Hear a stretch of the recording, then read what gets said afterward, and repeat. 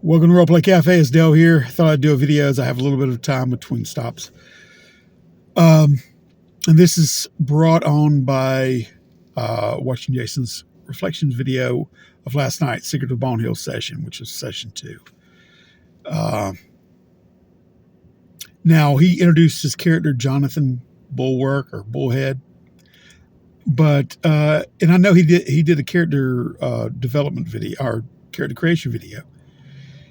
And this character seems, well, for all intent and purposes, just a fighter, okay? And it can be very vanilla, but, you know, he knows this character. Vanilla being that I'm sure that everybody could just roll up a fighter, probably more so than any other character that's ever been rolled up. But through play, you know, to me, the joy of playing is discovering the character that you play. Even if when you set them in place, you may not have obviously a fully realized view of this character and all that entails their personalities and what drives them, motivates them, and hampers them, hinders them, or whatnot. But you know, you do know, probably can conceive of if they are stubborn or bullheaded, or if they have chip on their shoulder, or, you know, and I'm speaking more or less of Jason's character, right? You know, like he don't pull punches or his tongue. He says what he thinks. He knows what he likes. You know, he wants to go hunting orcs or killing rats or whatever. So he's very, he doesn't blink. He knows his own station in the world and how to be effective at that, or at least in his mind he does, you know. However, through play, there may be situations that can bring about, or you can have the player understand the character and the subtlety of the character more so by having these epiphanies and realizations that the character has a little bit of a depth that is not seen in the first shallow viewing of the character, you know, when you launch them into play. So that can be done aside from anything that would prompt how to play a character. What I mean by that is, like, certain games, and this is what I want to question, there are certain aspects of mechanics in game that can prompt play of a character in a certain way, or maybe drive the character's intent or the expression of the character by the player in certain directions. One example, in the Alien game recently, John, we did a little side quest session because Todd set out and we went planetside. John rolled us up some characters, and I offhandedly said, you know, what do you want to play? I said, the cat, you know, an alien, Jonesy. So he rolls me up a character. Well, spoilers, it's an android. And so I'm playing that, and he writes in the description that my hair is like, yeah, going with the android thing, but like neatly tended to, and there was one curious part where you pick a rival and you pick a buddy, and he picked the rival as Jonesy. So I know it was just probably a goof, but I thought it was interesting because I saw it as Jonesy was his own worst enemy. So I took that, because I said I wanted to be a cat, I took that hair and the self manicure and the automaton-esque like movements and behaviors and self checking of self to make sure that the android was adapting to human culture and not giving himself away. You know what I mean? Almost like a reflection of those around him, but he was making sure like some of his processes was like uh, to self check. You know what I mean? Make sure this is that. So in play, I would just describe how straightening his clothes, straightening his hair, and very awkwardly, which might seem a little bit out of place, in a situation, which could give him away, which fed into the fact that he was his own worst enemy, especially when the awkwardness of trying to communicate with other human beings. So it gave me a good opportunity to play off of that. That's to me, those prompted me to express the character in a certain way, mannerisms and how he interacted with others, knowing what he was, as well as some of the smaller descriptions of which I took like his tendencies, right? So I did that. There was another aspect that it said it was more or less a skill, or not a feat, but a talent is what it's called. And it was like finding something, a facsimile that you could it's more like a junker. You find something that could be utilized to a similar effect, right?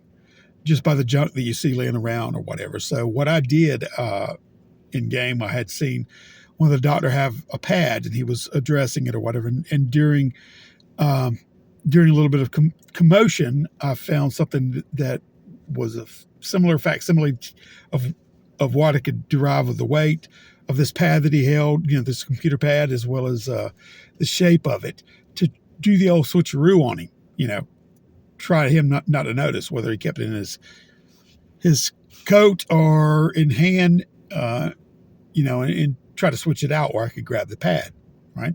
So that to me, other than one usage, it kind of dictated of how he was more of a deceptive personality, a mindset. He might be predisposed to doing things like that. So it also gave me as a player some inclination of how to view, don't underestimate his sneakiness, is I think when that John Turturro saying that.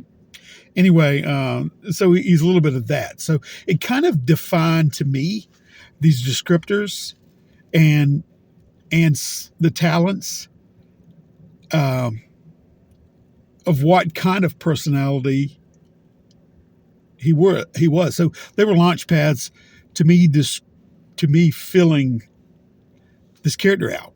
Now, that was great. And that's some of what I'm saying here. These mechanical descriptors are talents. They could be, you can utilize them mechanically in play, like I utilized trying to do the switcheroo with the tablet. But it also helped me more define the character himself and his approaches to situations and his mindset. Now, it wasn't like I was taking it from the void or my own conceptualization, like I said with Jason's character, where he conceived of this character, which was probably born a lot from what he rolled. 36 all the way down, and what you get, and then you have to visualize what this character is, whether he's really sharp or whether he's, So those are still prompts on how Jason probably initially conceptualized his character, and then set in motion in game, he can, through interaction with the world, he can organically define Jonathan as a character. Tested in game. So we've got that aspect. And we got the other aspect, like I said, mechanically, through talents or art skills, or even what your tools of your trade are, it might dictate how you may approach situations. in game, which could further um, define your character's personality or the way they carry themselves or interact with others. Um, and this is, to me, a lot of the joy of role play, where you get to experience that and learn your character as you go along and follow that. I guess my question is, while prompts are there in whatever fashion or mechanical fashion that they, you know, uh, are born from, uh, is there a danger or is there an upper limit to where they become a hindrance or are leaned upon too much or make that character too uh, limited? Are they like a governor to where it gets where you can't really go further in certain aspects, to where you may lean on these certain aspects or of what you've through initial play. Like if I'm playing the character that was Android and he stays the same, and in the back of my mind, I'm simply drawing from these prompts to address every situation. Does it stymie or limit potential growth beyond that? Are they like the guideposts that keep me hemmed in on the character development? Or are they really beneficial if I can learn to go past them and add to it?